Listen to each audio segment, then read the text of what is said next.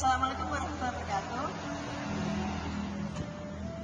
Hai, nama saya Diah Mustika Nitya, semester 1 Politeknik Negeri Semarang. Saya di sini akan mempresentasikan mengenai tiristor bersama teman saya.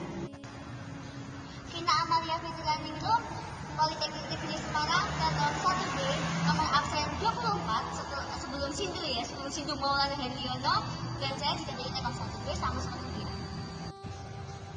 Ada beberapa komponen yang termasuk dalam tiristor, antara lain programmable unijunction transistor, gate turn off switch, silicon control rectifier, VTHR.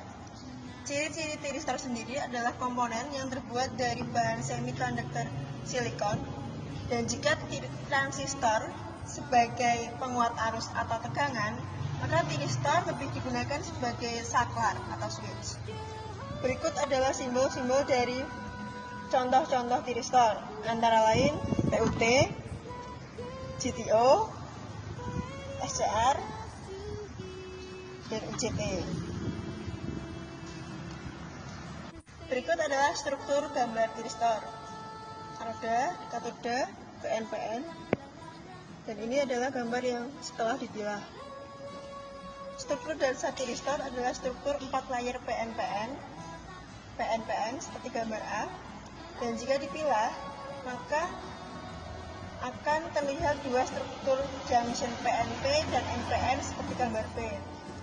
Dua buah struktur junction PNP dan NPN yang tersambung di tengah ditunjukkan seperti gambar B di atas. Ini adalah dua buah transistor PNP dan NPN yang tersambung pada masing-masing kolektor dan base.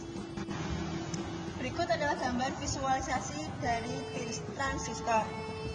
Terlihat bahwa kolektor Q1 tersambung dengan base Q2. Rangkaian transistor yang demikian menunjukkan adanya loop penguatan di tengah. Diketahui arus kolektor sama dengan beta dikali arus base. Arus kolektor adalah penguatan dari arus base. Misalnya, arus sebesar IB yang mengalir pada base transistor Q2, maka akan ada arus IC yang mengalir pada kolektor Q2. Arus kolektor ini, arus base IB pada transistor Q1, sehingga akan muncul penguatan pada arus kolektor transistor Q1. IC transistor Q1 adalah IB bagi transistor Q2. Demikian seterusnya, sehingga makin lama sambungan PN dari tiristor ini di tengah akan mengecil dan hilang. Yang tertinggal hanyalah lapisan P dan N di bagian luar. Jika keadaan ini tercapai, maka struktur demikian adalah struktur dioda PN, dioda anoda dan katoda, yang sudah dikenal pada umumnya. Pada kondisi yang demikian, disebut bahwa tiristor dalam keadaan on dan dapat mengalirkan arus dari anoda menuju katoda seperti sebuah dioda. Hai, saya Vina Amalia Fitrianingrum, saya rekannya Diah tadi akan melanjutkan apa yang telah dipresentasikan oleh rekan saya. Oke, rekan saya tadi sudah menjelaskan dan saya akan melanjutkan. Ini adalah gambar tiristor dengan beban dan sumber tekanan. Maaf saya ketawa, lucu sekali soalnya. Ini ada sumber tegangan yang bisa dilihat. Ini ada sumber tegangannya. Dan di sini ada lampu di sini berguna sebagai indikatornya, menyala atau tidaknya, bekerja atau tidaknya inati. Dan ini ada tiristornya dengan PN. Lanjut. Jika pada tiristor diberi beban 60 DC dan diberi suplai tegangan dari 0